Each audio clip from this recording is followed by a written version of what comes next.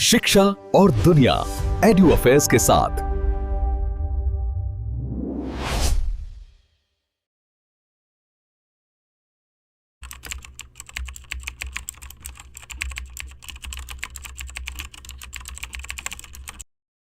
नमस्कार।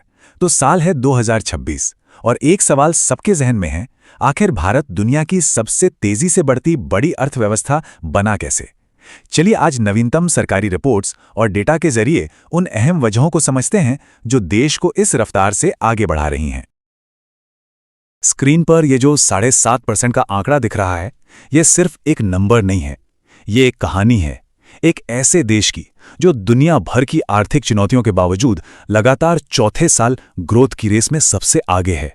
यह है FY26 के लिए भारत की अनुमानित जीडीपी ग्रोथ रेट। तो सवाल ये उठता है कि इस जबरदस्त ग्रोथ के पीछे का सीक्रेट क्या है? वो कौन से फैक्टर्स हैं जो इस इंजन को इतनी ताकत दे रहे हैं? चलिए एक एक करके इस पहेली के टुकड़ों को जोड़ते हैं और पूरी तस्वीर को समझने की कोशिश करते हैं। जब दुनिया की बड़ी बड़ी अर्थव्यवस्थाएं थोड़ी मुश्किल में हैं, तब भारत की कहानी कुछ अलग ही है। आइए सबसे पहले इस आर्थिक तस्वीर पर ही एक नजर डालते हैं। तो भारत की इकोनॉमी का ये जो इंजन है, इसे चला कौन रहा है? इसका सबसे बड़ा, सबसे पावरफुल हिस्सा है हमारा सर्विसेज सेक्टर। मतलब देश के कुल आर्थिक उत्पादन यानी जीवीए में आधे से भी ज्यादा का योगदान सिर्फ यहीं से आता है। अब ये बहुत दिलचस्प है। सोचिए, एक तरफ जब दुनिया के कई बड़े देश कर्ज के बोझ तले दबे जा रहे थे, भारत ने ठीक उल्टा किया। उसने अपनी वित्तीय सेहत को और मजबूत कर लिया। ये ग्राफ साफ दिखाता है कि भारत का कर्ज से जीडीपी अनुपात कम हुआ है, जबकि बाकी बड़ी अर्थव्यवस्थाओं का बड़ा है। लेकिन कहानी सिर्फ यहीं तक नहीं है। तस्वीर को और बड़ा करके देखें तो कई और मजबूत पिलर्स नजर आते हैं। हमारे एक्सपोर्ट्स ने सारे रिकॉर्ड तोड़ दिए हैं। विदेशों में काम कर रहे भारतीयों द्वारा भेजे गए पैसे के मामले में हम दुनिया में नंबर 1 है और हमारे पास इतना विदेशी मुद्रा भंडार है कि करीब 11 महीने का इंपोर्ट बिल आराम से चुका सकते हैं। और तो और महंगाई भी दशकों के सबसे निचले स्तर पर है। ये सब मिलकर एक बहुत ही मजबूत आर्थिक तस्वीर बनाते हैं।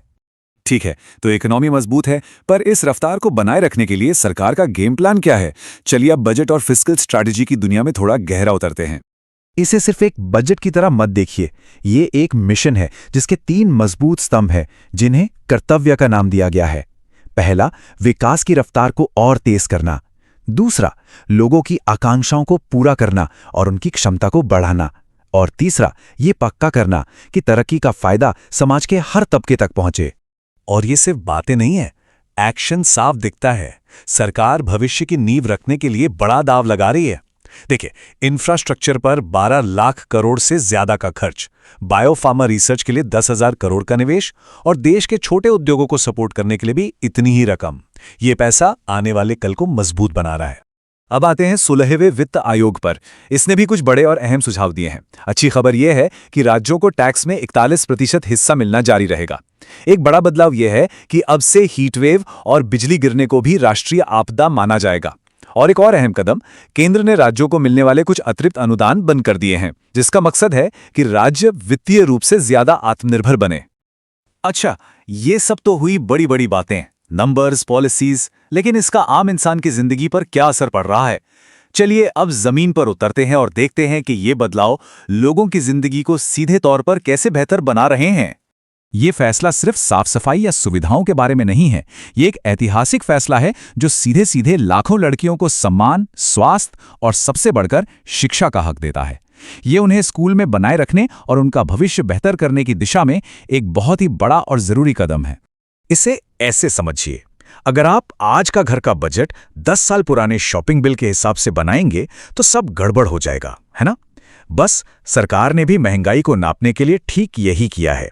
तरीके को अपडेट किया गया है ताकि वो आज की हकीकत को, हमारे आज के खर्चों को सही तरीके से दिखा सके। जरा सोचिए, हर किसान की जेब में एक पर्सनल एग्रीकल्चरल एक्सपर्ट जो 24 घंटे उनकी अपनी भाषा में बताए कि कौन सी फसल उगानी है, मौसम का हाल क्या रहेगा और अपनी उपज का सबसे अच्छा दाम कहाँ मिलेगा। भारत विस्तार टेक्नोलॉजी की मदद से किसानों के लिए ठीक यही काम कर रहा है। ये सिर्फ कोई फैंसी ऐप्स या मशीनें नहीं हैं, ये हैं जमीनी समस्याओं के स्मार्ट देसी समाधान। एक तरफ भारत टैक्सी ड्राइवर्स को बिना कमीशन वाला एक प्लेटफॉर्म दे रही है, तो दूसरी ओर ग्रेन एटीएम राशन सिस्टम में पारदर्शिता लाकर लोगों का कीमती वक्त बचा रहे हैं। चलिए अब देश की सीमाओं से बाहर निकलते हैं और देखते हैं कि ग्लोबल स्टेज पर भारत अपनी जगह कैसे मजबूत कर रहा है, डिफेंस और डिप्लोमेसी के जरिए। आसान भाषा में इसका मतलब है इंडियन एयरफोर्स के हाथ में एक ब्रह्मास्त्र। इस टेक्नोलॉजी से हमारे फाइटर जेट्स दुश्मन के विमानों को इतनी दूर से निशाना बना सकते हैं कि उसे बचने का मौका ही न मिले। डिप्लोमेसी की बात करें तो भारत का स्टैंड बिल्कुल साफ है, जैसा कि 2026 के दिल्ली डिक्लेरेशन में कहा गया है। संदेश ये है कि हम हर देश की संप्रभुता का सम्मान करते हैं और ये मानते हैं कि देशों को अपने मसले बिना किसी बाहरी दखल के खुद सुलझाने चाहिए। इसे एक स्ट्रैटेजिक चेस मूव की तरह देखिए। हमारे स्मार्टफोन से लेकर सोलर पैनल तक भविष्य की हर टेक्नोलॉजी कुछ खास खनिजों पर टिकी है। इस पहल के जरिए भारत ये पक्का कर रहा है कि इन जरूरी खनिजों की सप्लाई चेन सुरक्षित रहे और उस पर किसी एक देश का कंट्रोल ना हो। और ये रिश्ते सिर्फ बातचीत तक ही सीमित नहीं है। खंजर जैसे सैन्य अभ्यास सिर्फ एक ट्रेनिंग एक्सरसाइज नहीं, बल्कि ये भारत और किर्गिस्तान जैसे दोस्तों के बीच सालों से बने भरोसे और मजबूत होती दोस्ती का प्रतीक है। अब एक बहुत ही दिलचस्प कॉन्सेप्ट पर आते हैं। सवाल यह है कि किसी देश की ताकत जितनी कागज पर दिखती है, क्या असल में भी उतनी ही होती है? पावर गैप इंडेक्स ठीक इसी सवाल का जवाब देता है। ये किसी देश की असल क्षमता और दुनिया में उसके वास्तविक प्रभाव के बीच के अंतर को मापता है। और भारत का स्कोर है -4.0। अब ये जो नेगेटिव स्कोर है, एक बहुत बड़ा सवाल खड़ा करता है। इसका मतलब है कि भारत के पास जितनी क्षमता है, अभी वो अपने प्रभाव का पूरी तरह से इस्तेमाल नहीं कर पा रहा है। और यहीं पर आकर हम इस विश्लेषण के सबसे बड़े सवाल पर रुकते हैं। जैसे जैसे भारत एक आर्थिक और सामरिक ताकत बन रहा है, पूरी दुनिया की नज़रें इस पर हैं कि वो अपनी ज़बरदस्त क्षमता और ज़मीनी असर के बीच के इस फासले को कैसे और कब भरेगा। इसका जवाब ही भारत के आने वाले दशक की कहानी लिखेगा।